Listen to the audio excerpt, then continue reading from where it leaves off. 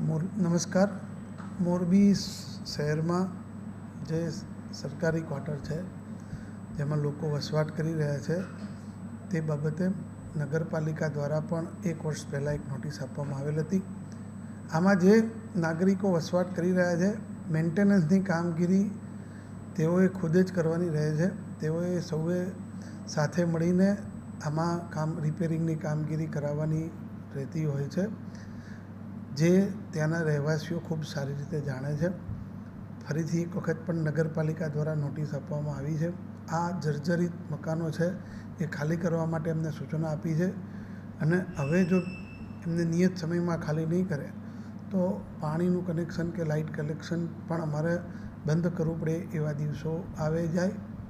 કારણ કે જો આ જર્જરિત મકાનમાં લોકો રહે ને કોઈ અઘટિત બનાવ બને અને જો જાનમાલને નુકસાન થાય તે વહીવટીતંત્ર સાંખી શકે નહીં.